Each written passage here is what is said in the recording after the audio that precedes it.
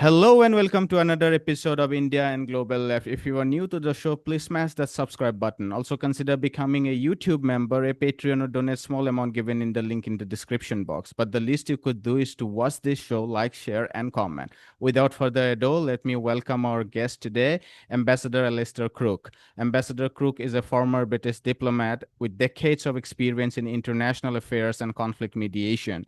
He is the founder and director of Conflicts Forum, an organization dedicated to rethinking Western foreign policy in West Asia. Ambassador Crook, welcome to India and Global Left. I've been really looking forward to have this interview. Thank you very much. Please don't call me ambassador. I'm no longer an envoy for anyone. I'm a mere private citizen, so it sounds rather inflated to be called ambassador. Anyway, it's a pleasure to be here with you. Of course, yeah, that makes sense. I wanted to start with the ongoing diplomatic negotiations with Russia. And my specific question to you is: there seems to be sort of two opinions on this negotiation. One is, to simplify, would be an optimistic reading of it, and the argument is that given the Western foreign policy towards Russia is controlled primarily by Washington, and given there seems to be a switch there, we can expect something positive from these negotiations. That's one side of it. The other side, kind of diametrically opposite, says it is pessimistic. It says that on the two key questions of security arrangement in Eurasia and the land question, there are still significant differences between the two sides. Russia is very clear that in terms of security arrangement, it has to include Russia and China, along with the West, which Ukraine has consistently denied. And on the land question, Russia says that at least Ukraine should cede Donetsk and Luhansk, with a potential freezing of the positions in Zaporizhia and Kherson, while Ukraine and Europe denies that. What is your reading of this negotiation, and how long will this conflict go on? Well, my reading is rather different from either one that you just outlined. I think there's always what you call an inside to politics and an outside to politics. And I think that although this is often couched in these sort of strategic, rational forms, increasingly, and I say this because of, I served in many places, I'm not sure that they're adequate, certainly not adequate for understanding, say, a country like Israel any longer, because it is not, susceptible to that rational, largely secular approach to politics, because we're dealing with something that's essentially eschatological. And there is a degree of eschatological in the US even too. So, I mean, we have to be very careful. So what I would say is, what's going on with the talks with Russia? You have to understand it there are two dimensions that are barely mentioned. You didn't mention in either of those two topics, which seem to me really crucial. First of all, why did Trump go to Alaska? I think one of the main reasons for this is that Trump is under huge pressures internally.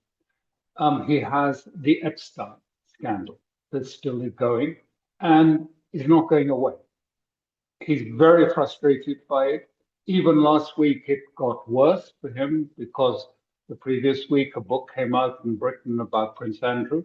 And of course, it linked in a way, not in any sort of illegal way, but it linked again Trump and Epstein as friends in that context and constant friends. They've been friends for at least 10 years, lived 2 kilometers away from each other in Florida.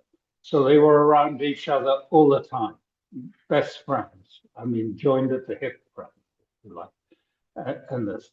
So this is a real problem for him with his MAGA base. The MAGA base, the MAGA base, they can put up with a lot. They know that politicians like it. They know that politicians often promise things that they don't intend to do. They know that they steal and they really, feather their own nests. And they can do that, but assaulting small children, this is a community which are really of churchgoers and of conservative, I mean, conservative family values. This is just beyond the pale for many of the MAGAs. And so, Epstein is not something they can just easily turn away from and say, well, it's just the politics as usual of America corrupt. No, this is a different sort of corruption. So this is one out of the pressures. The second pressure is that his coalition from the outset, and he won the election because it was a coalition of Israeli firsters, more important than Israeli firsters, perhaps Israeli oligarchs or Jewish oligarchs that donated large sums of money to him. Like the Adelson family and so on. This is the other part of it. And he is essentially himself an Israeli pastor in his family connections and all these things. So you have these two slightly incongruent factions within his party.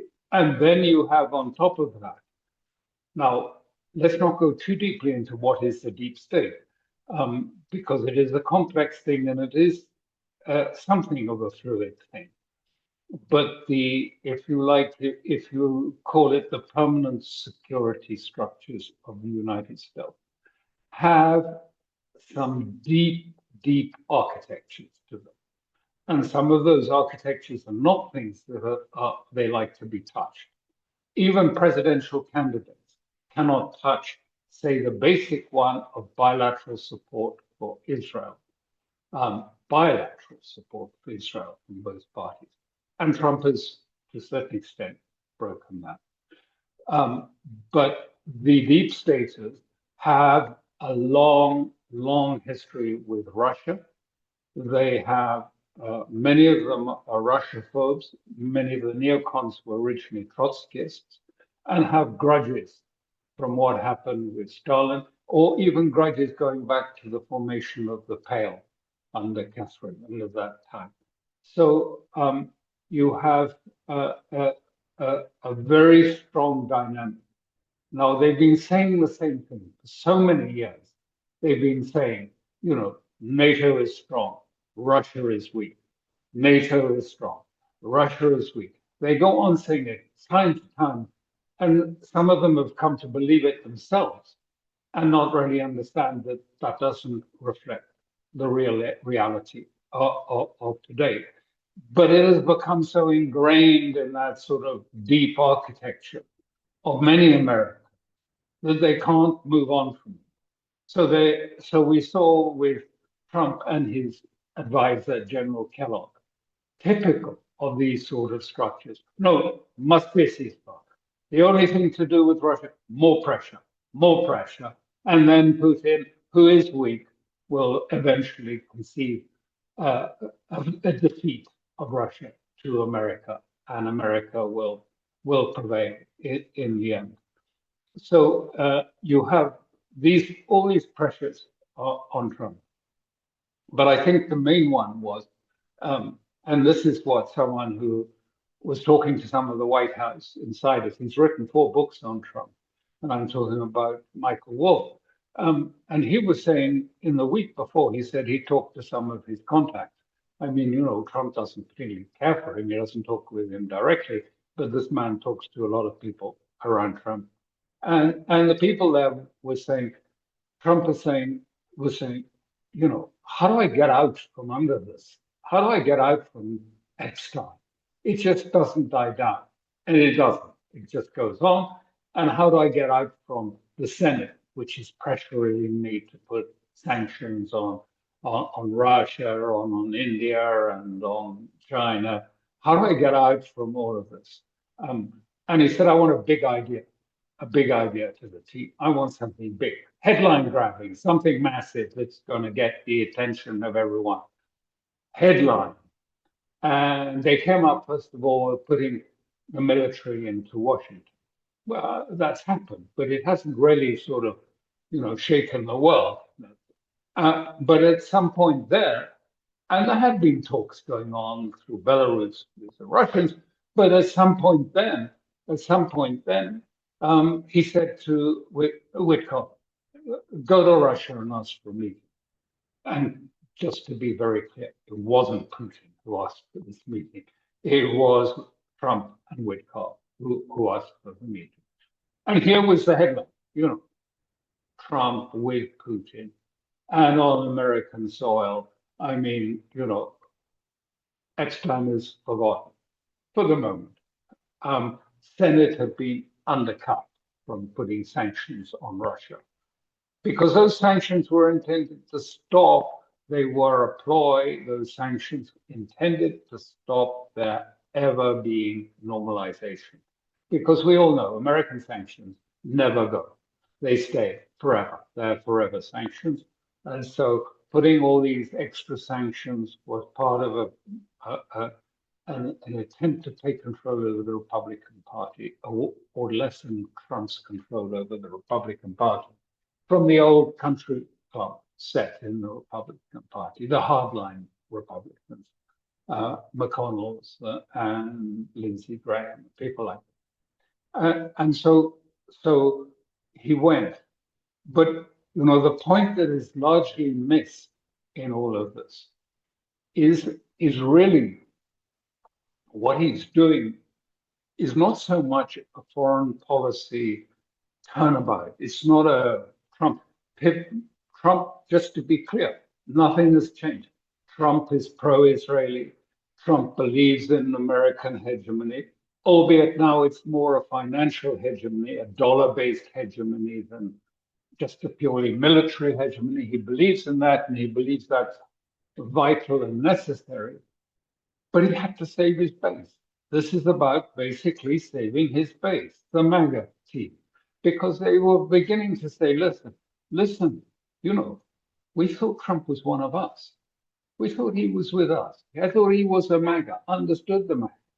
Now we wonder if he's part of them. Is he them? And if they are really loyal. And also by his support for Netanyahu and Israel. He's totally failed. He's obviously, he is trapped on Israel. He does what he is told on Israel.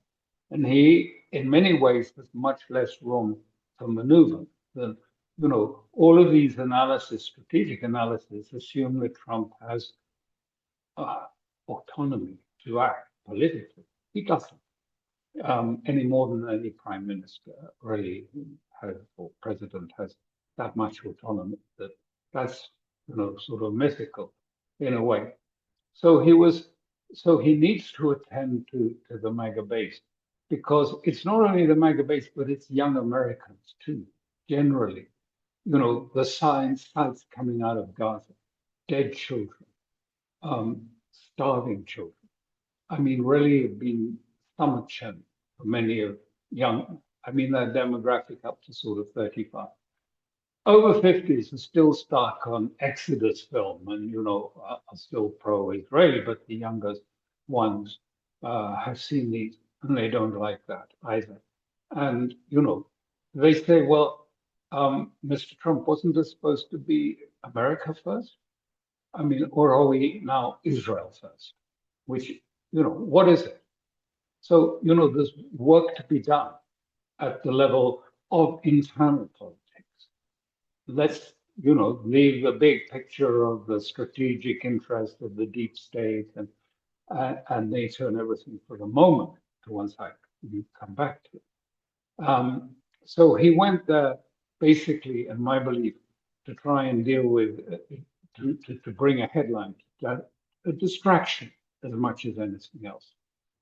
But what he did there was really significant, in my view, very significant. It wasn't a peace outline. It wasn't a sort of, a roadmap for how to get to peace. It was a very simple intellectual construct, one where he made two really sort of Well, three important changes. He said, first of all, Kellogg's frozen conflict, it's out, finished, gone. Frozen conflict, no more. We are going to Putin's peace proposal. And we're going to forget about sanctions, tariffs, at least for now. That's so. This was a really big shift, if you like. I mean, in a sense, it was inevitable shift because what he was saying is, Putin is going to be able, he's going to bring the Europeans and he's going to bring everybody to have to accept the outcome of a forced political solution in Ukraine. The truth is, there's really nothing else. I mean, for all the Europeans talk, I mean, they have no solution other than to keep the war going and to freeze it and to keep it going and more weapons. That's not a solution at all. So this was a change. But the second thing, and this was again very important, was the symbolism. I mean, how many times have you seen Trump greet someone on the tarmac getting off the plane, on a red carpet? And they greeted each other in a very friendly way and a very respectful and courteous way. The body language was very positive. The empathy was pretty clear. And this was an optic that you cannot, underestimate and you cannot discount or put back. It's there. And it breaks the cordon sanitaire that the West, particularly the Europeans, have imposed all these years on Russia. Russia was not a serious strategic state. It was a criminal operation led by, whatever you want to say. But I mean, the language has been really quite disgusting. And, so whenever Russia appears at, G7 or G20 or something, all the Europeans get up and sort of virtuously make a point of sort of going off, walking off, and never shaking Lavrov's hand or something like this. I mean, it's really childish, but it's broken. And Trump broke it with the way in which he did that. I would go even further and say what was also very striking. Um, I've written about it in my Substack side. Was there's a sort of quality, a quality of, that Trump has become, in a sense, a sort of mythic person. He's become larger than life. Everything has been thrown at him, and still, he comes out of it and keeps going to his destiny, whatever that may be, tragic or otherwise. But he has become. And Witkoff refers to this often, and he says, well, Trump has this deep inner belief that he really affects people. He can get people to do things because he's of his commanding presence only in itself, not pressure, but his presence and his sort of inner composure. Well, not composure, he doesn't have that, but inner sort of strength. He can get people to do that. But what was quite striking, and again, as I say, the symbolism. I mean, the second, optic, which is unforgettable, and people will be using it for years to come, was the picture of the treatment of the European. Here was the whole pantheon of European leaders sitting outside in the corridor on their little seats, like us, waiting for the headmaster to let them in while he made a telephone call. And then when he was in there, I mean, treated them, really like, children. Um, uh, the end. This was the end of the conceit of Europe that it is a sort of big political actor on the stage. They emerged just as sort of vassals of the White House. taking their instructions, sitting out in the corridor. Okay, you can come in now. You go out now. You can deal with it. But compare that, when you go back to Alaska, look again at the video. Who had commanding presence? Who had, stature? Who had presence in at Alaska? It was more than anything. It was Putin who had presence. And it was quite striking. I mean, think about, the Europeans in the day after. But who led the press conference? It wasn't Trump, as he would normally do. Putin did. And he did it with composure.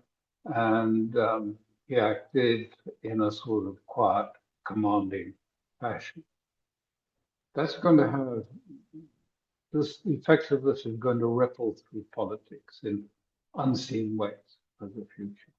So what came out of it were these things, if you like, the end of that idea of freeze and pressure that came from General Kellogg, and the idea that Moscow, and this would suit actually the interests of Washington, let Russia force the outcome by military means, force it outcome, and they will then have to negotiate and find the final thing. And that will probably be on the basis on the Istanbul statement of April 22.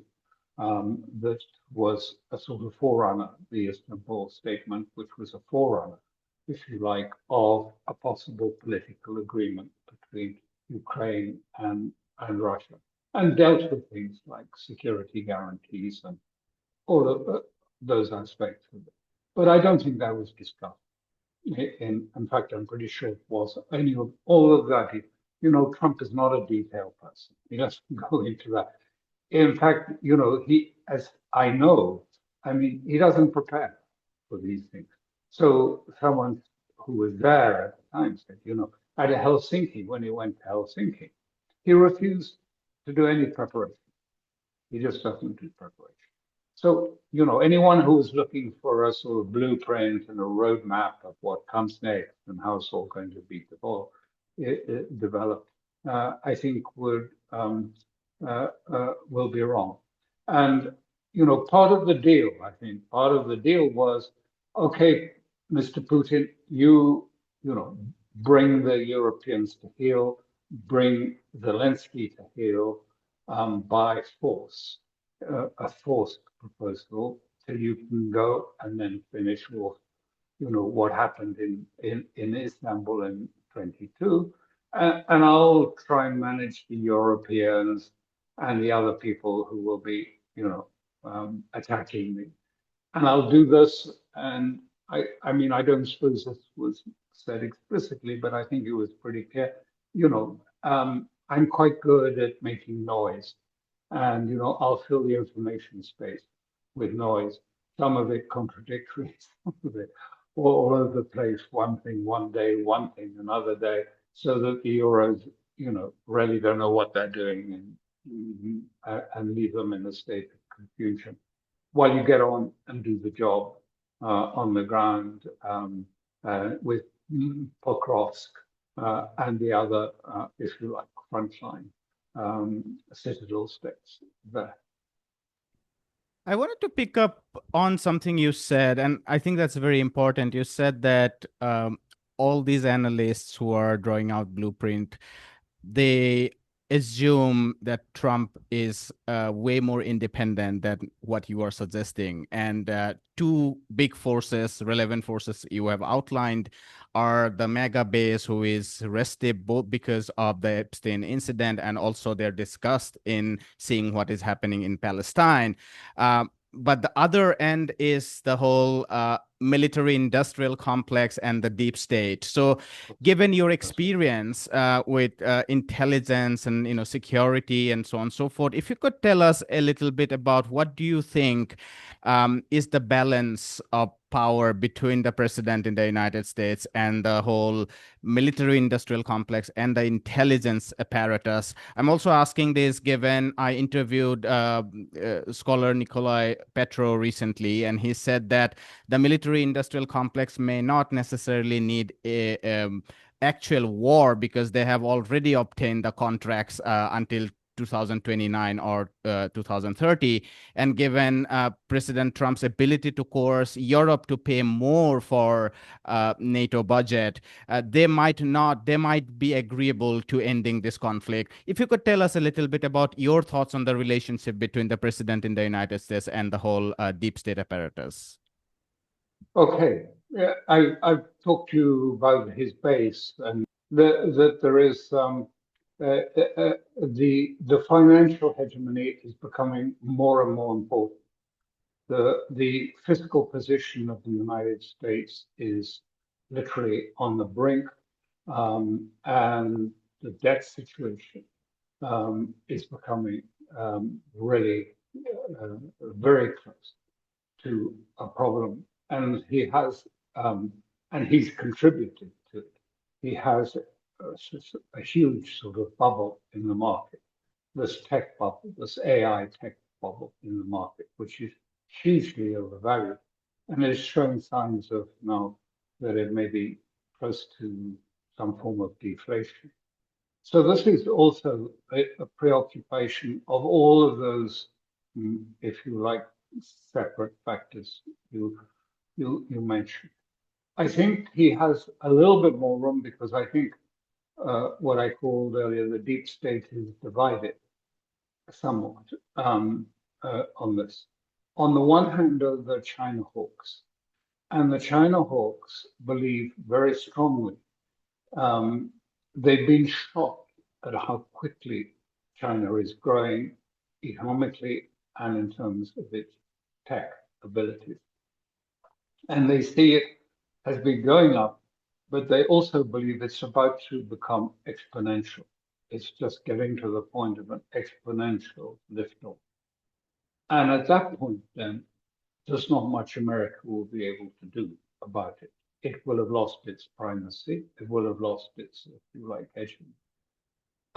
And therefore, they are wanting, and they're quite urgently saying, look, we don't have the wherewithal. We don't have the military equipment. There's no inventory of military weapons to really do more than one, to focus on one conflict.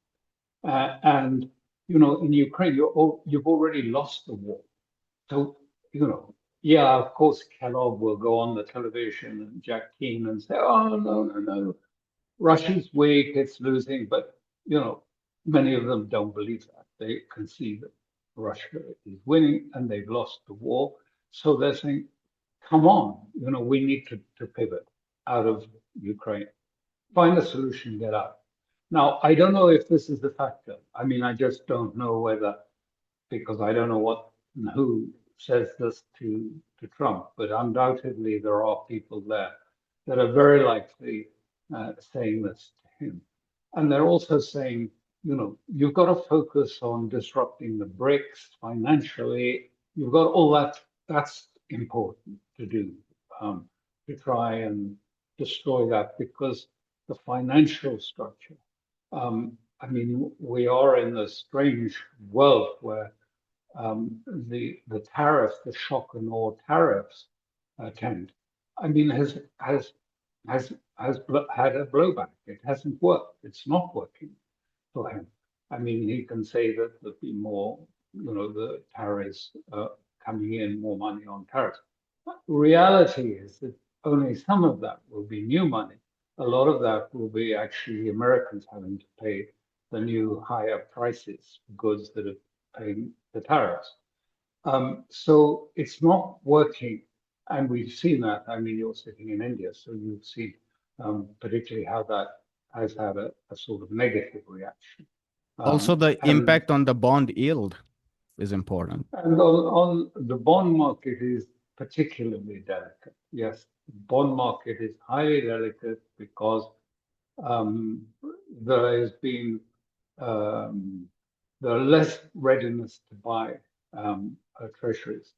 So they've developed this artificial way of boosting the treasury to try and enable a reduction of interest rates. This is the stable coins, the meme coins, the Ether, the even Bitcoin. All of these things. The stable coin particularly has been, you know,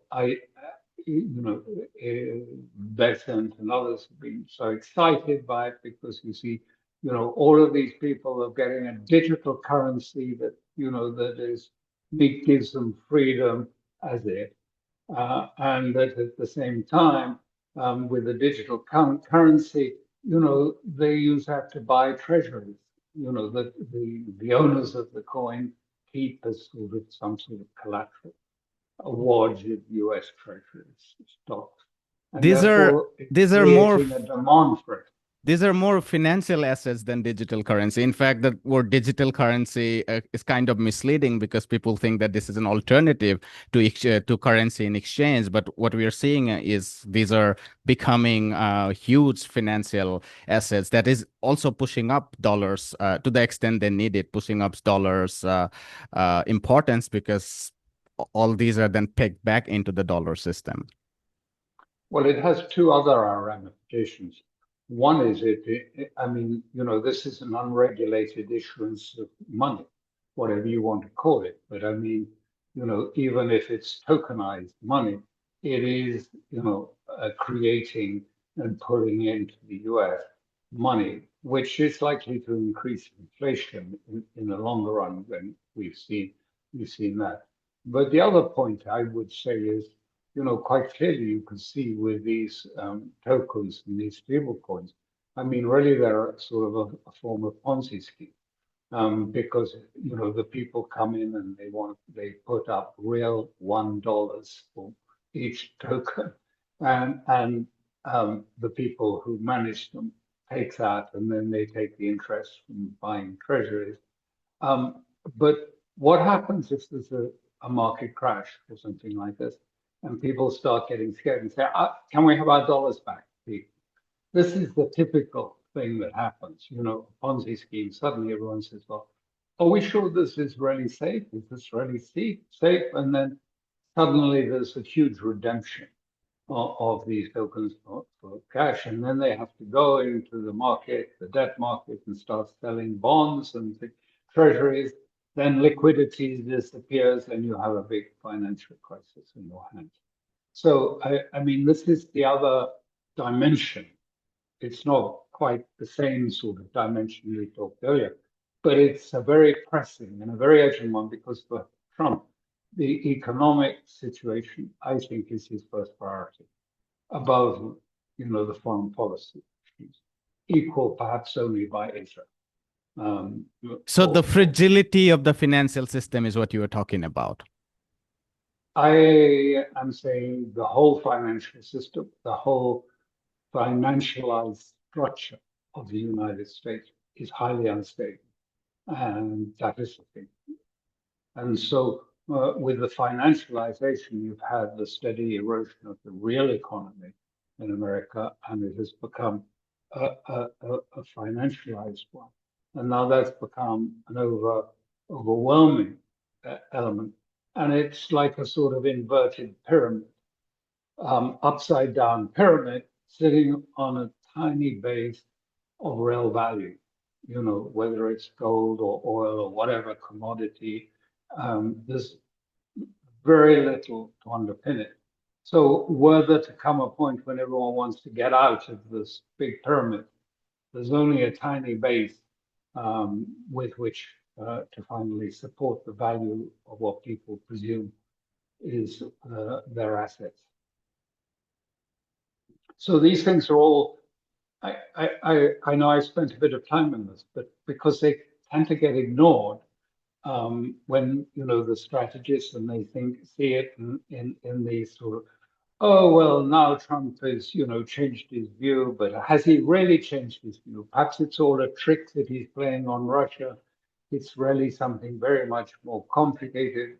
I see these commentaries that come out that say, oh, well, he's cleverly trying to sort of trap Putin and others. I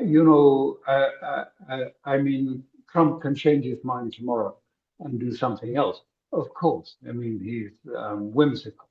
But what I'm saying is that I think a really important thing on him is how do I get out from some of these pressures that are on me because it's driving him nuts. Very, very frustrated by all these pressures. So I think he is trying to do that. And in a way, I mean, he can present us as saying, well, look, Putin forces the Europeans to accept reality. What's wrong with that? And that enables us then to sort of, clear the decks for China and tell the deep state that. Of course, the die-hard Russophobe will never change.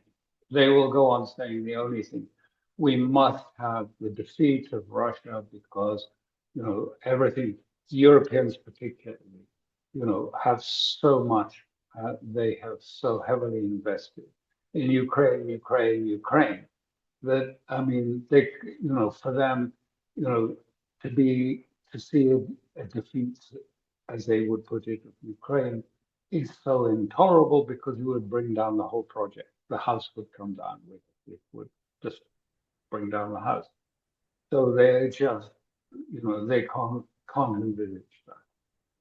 So you have given us a very insightful analysis of all these pressures that are there, that the Trump administration is trying to navigate. You know, the rise of alternative power centers, its own security framework, the concerns about the continuing the hegemony of the U.S. financial centers, which is very fragile, as you just spoke about.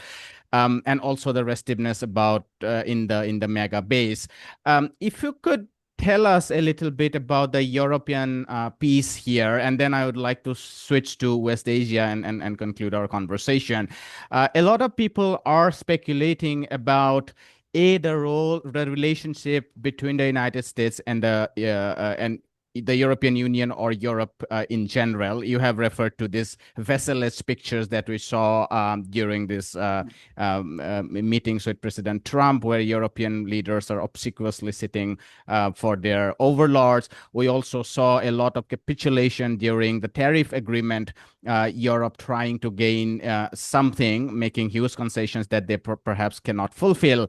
A lot of people are speculating as we are seeing a decline of the unipolar world and an emergence of a multipolar world. A lot of people elsewhere outside the Western circle are speculating if Europe can actually play a constructive role in the emergence of this multipolar world.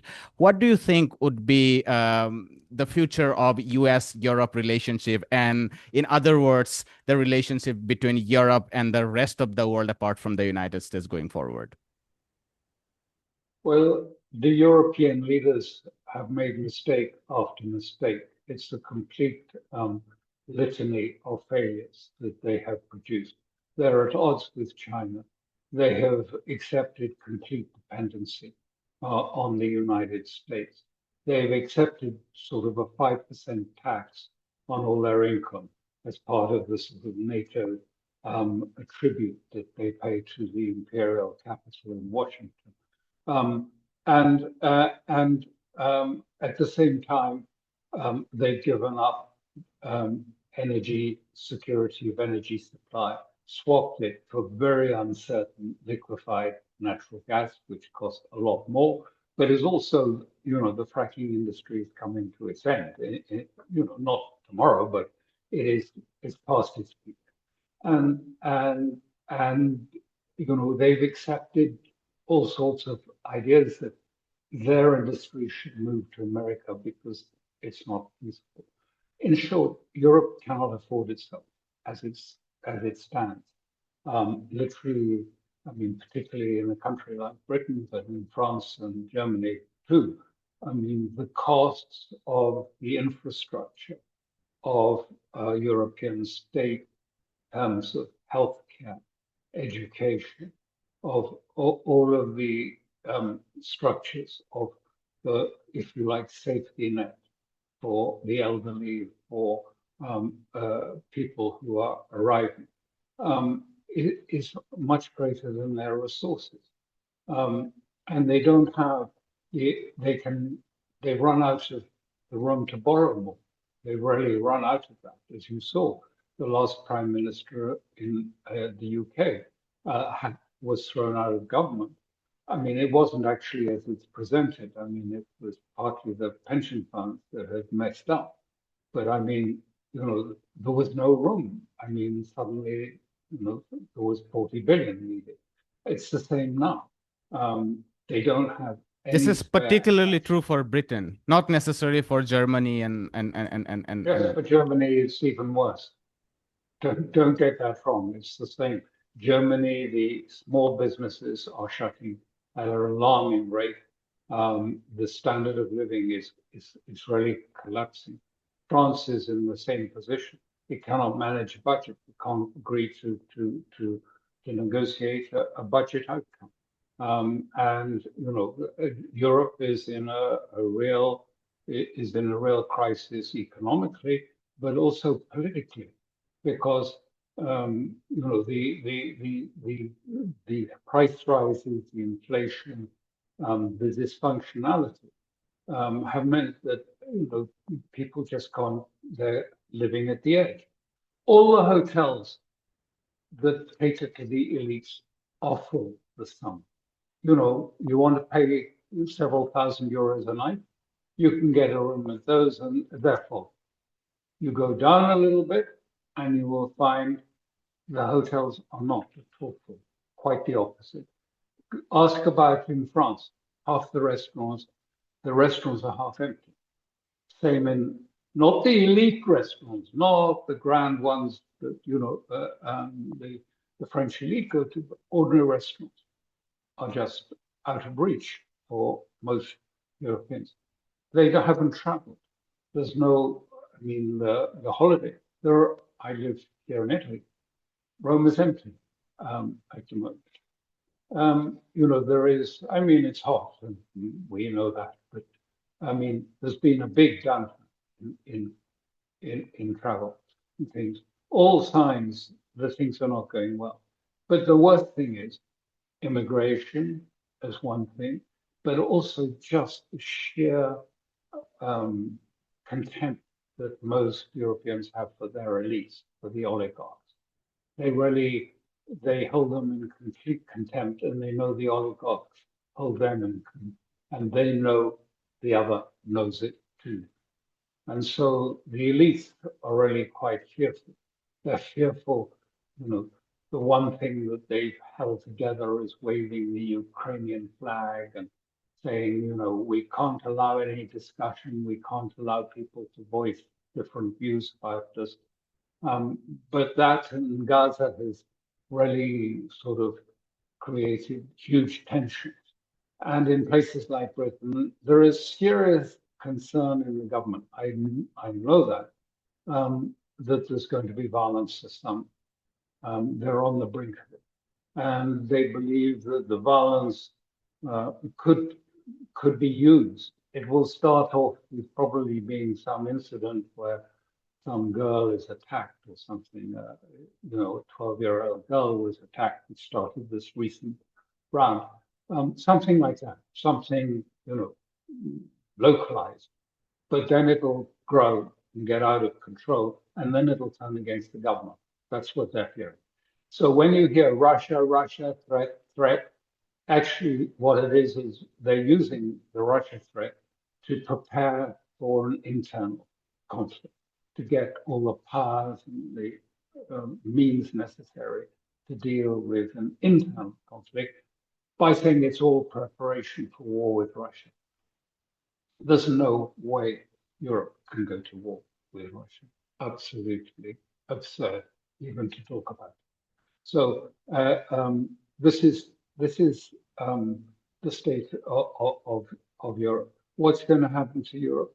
is going into very serious recession and decline. And I think you'll see, I mean, this, what I call, it'll take different forms in different places, but there's this underlying sort of violent feeling that is present in much of Europe, not just, I mean, you've seen this, and it's being exacerbated. I mean, just to look at Serbia today, on the brink of civil war. And it's being exacerbated because European elites decided to double down. They thought they could get away with it by being tough. So no protests are allowed. There are no bridges out of this. And, they use harsh violence against protesters. And they use the law and they use hard. So that, when you look at all of the protests in Europe, I mean, you see them up against squads, military. I mean, they look, all in their black faces and their weapons and whatever it's they're using. I mean, it looks like an army that is not a police force that is managing those. And you saw, I mean, they were forced to arrest something like nearly 500 protesters in one way under the Counterterrorism Act because they had placards saying they supported Palestine action, and then to the killing in Gaza. And I mean, how does Europe? Where is Europe going to go with all of these things? It's not. It's a pretty dark picture. So that's Europe for you. I want to shift to West Asia. I basically have two questions. So, depending on how much time you have, feel free to answer concisely or indeed. I'm okay. Okay, so let me start with Iran, and I think the big question a lot of people are thinking about is, will there be another Israeli war on Iran? And I've been following some of the things you have said, and it's been very helpful in understanding the ground situation in which Israel attacked Iran. And if I could ask for some clarity on one particular thing. Based on your analysis, it seems to me that the war that Israel launched on Iran was involved a lot of deception and intelligence and a lot of clandestine thinking, which cannot be replicated the next time. And on the other hand, they also were able to drag the United States, which has been whose hands have been tied by the MAGA base themselves. So it would be hard to coerce the Trump administration to participate in another full-blown war in Iran, given the restiveness within the MAGA camp on the whole range of set of issues that you have already described earlier. If that is the case, then one would come to the conclusion that Israel would not dare launching another war on Iran in the coming future. But then, on the other hand, you have also constantly warned that this is not the end. There might be another war coming together. Can you reconcile these two positions, or am I misreading something into what you are saying?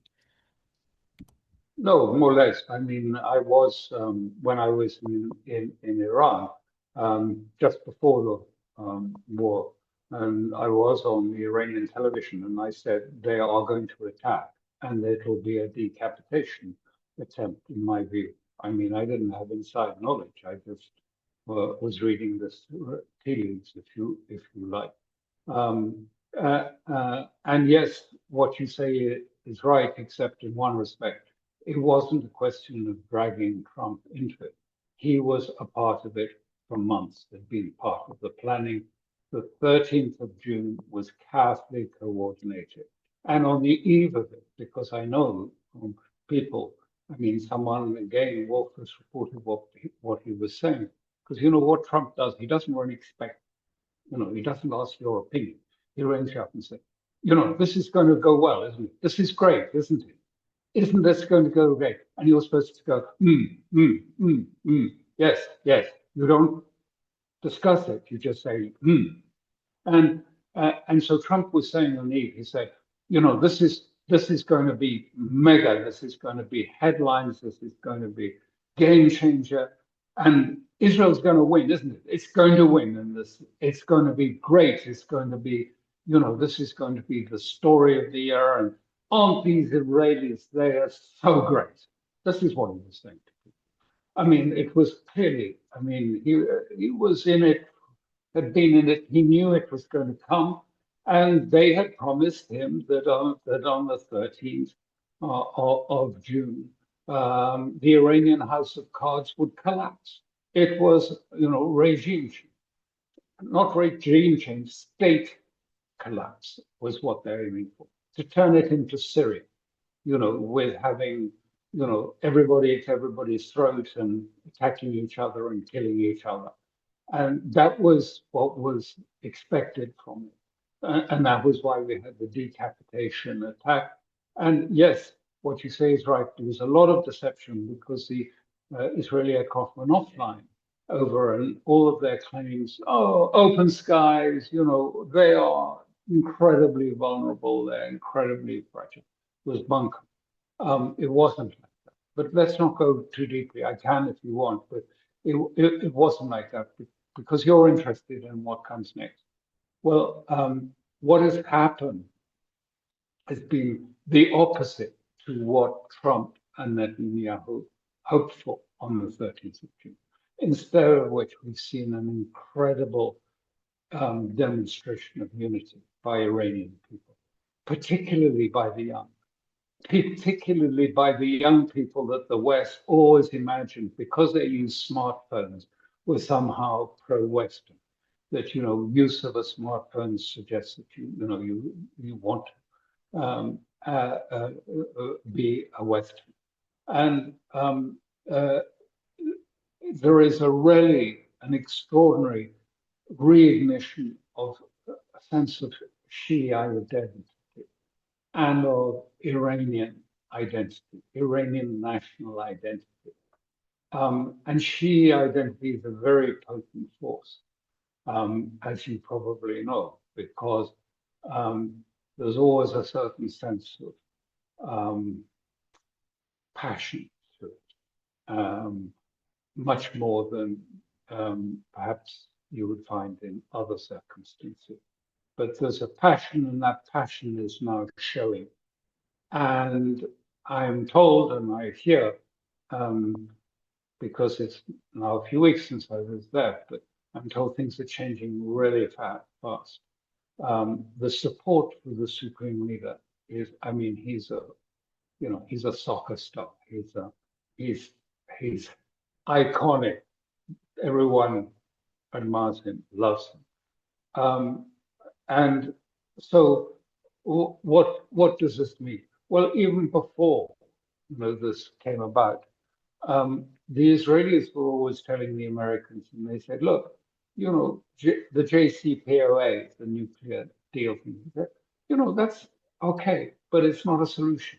It's not a solution because we know the Iranians, they're very clever people, they know technology. They'll just start again. And so, even if you destroy, which they didn't, all of these Fordo and Isfahan and Natanz sites, even if you do that, it's not sufficient.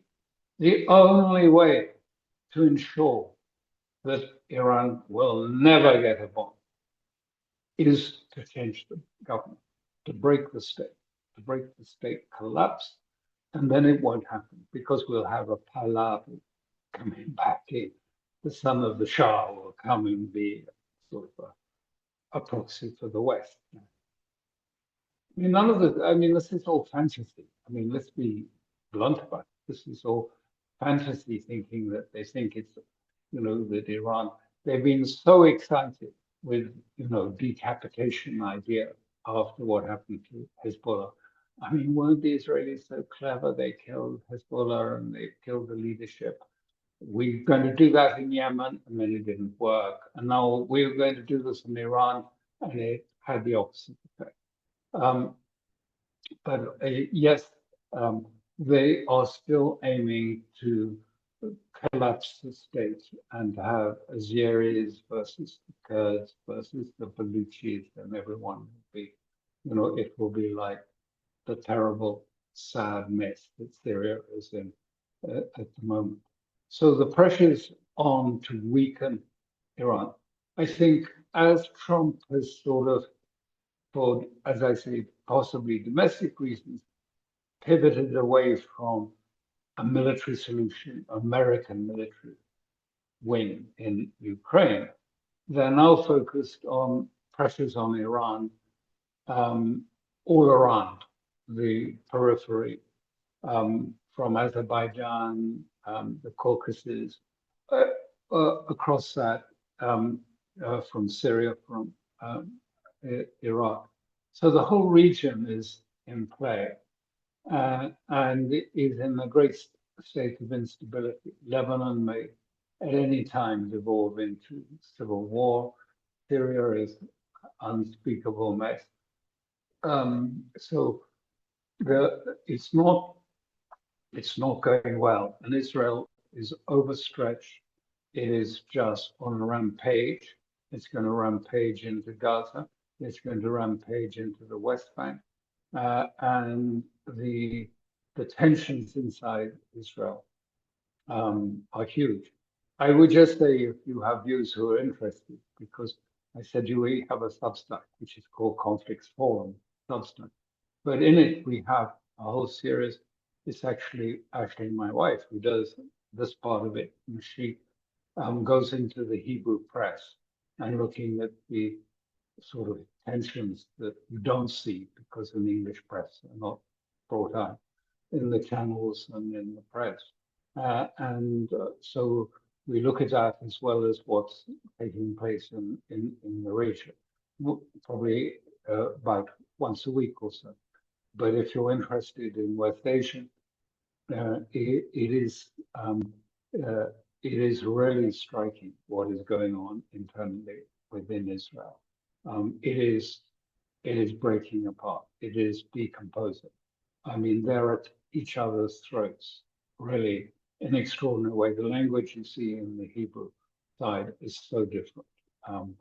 They and they see this, but also the sense that, where was everything leading? What is the future of Israel? Are they just going to go on? Is it just to be a killing machine? Is this how they see the future? That is, they already accept that it's impossible for them to assimilate or live beside anybody else who isn't Jewish. Okay, but what does that mean? You're going to, there are 7 million Palestinians between the river and sea. You're going to kill 7 million? I mean, where is this all? Where is it all going? And no one has an answer to that. I mean, on either camp, either. And so really, when you look at Israel now, you have 2 states. I usually term it, you have the kingdom of Judea and the state of Israel. The state of Israel is basically the Ashkenazi, the liberal, Europeanized Israelis who came looking for sort of safety from Europe. And then on the other hand, you have the Mizrahi, much more messianic, Talmudian vision of Israel, with halakhic law, with a ethnic cleansing, and it's a very uneasy compromise between the 2 sides. Very quickly, what do you think is the relationship between Netanyahu and Trump? Who dictates the relationship? This is the unanswered question. Everyone wants to know the question. What you can say is Trump clearly is trapped. And one Israeli intelligence officer who used to be very much involved in these affairs refuses to say, but he suggests that probably the problem for Trump is he doesn't know what Israel has on him. And that is worse than knowing what he has on him. because the whole connections. I mean, it's not Epstein. We're talking about Murdoch. We're talking about Maxwell. We're talking about Ghislaine, about the whole saga of the um, the Iran conflict. Conflict. Um, the, um, all of these things have become sort of are deeply connected and interwoven. And the problem is if you pull the thread in one part of this complex matrix, it starts exposing other threats, whether it is, in the British West Indies, in the islands off there, about as a center of CIA money laundering or whatever, or what was going on, or about the big weapons deals and how money was being disguised, so that sort of inducements could be paid to people for contracts and so on. All of these things become quite complicated. So who exactly? I mean, I don't think it's Netanyahu. Um, I think it's at a level above Netanyahu. Whether that is that whole circle of oligarchs and ultra rich that used to center around. I mean, this is a story going back for a long time. This sort of that structure that is New York structure, essentially. But between sort of the ultra wealthy wanting to, many of them wanting to manage politics or in the interests of Israel. The politicians on the make, big politicians, other big donors with multinational interests, the intelligence services, and the elements of organized crime, which were in there from the sort of prohibition days and have sort of continued the as you know, the Italian mafias um, uh, from Sicily went to New York many years ago. At the time, Mussolini paid the church, the Vatican, to stop the gangs. And then they became called, I mean, so they went there. So there's been this sort of nexus.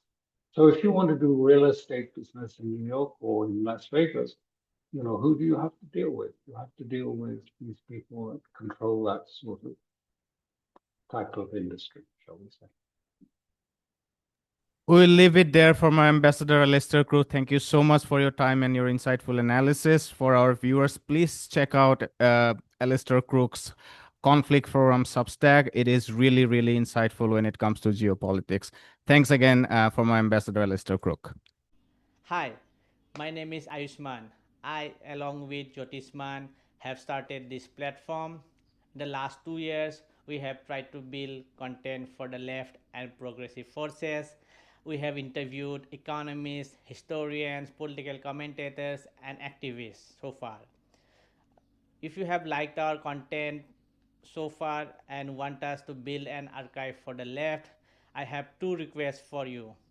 Please do consider donating for the cause. Link is in the description below. Also, if you are not able to do so, don't feel sad. You can always like our videos and share our videos to your comrades. Finally, don't forget to hit the subscribe button.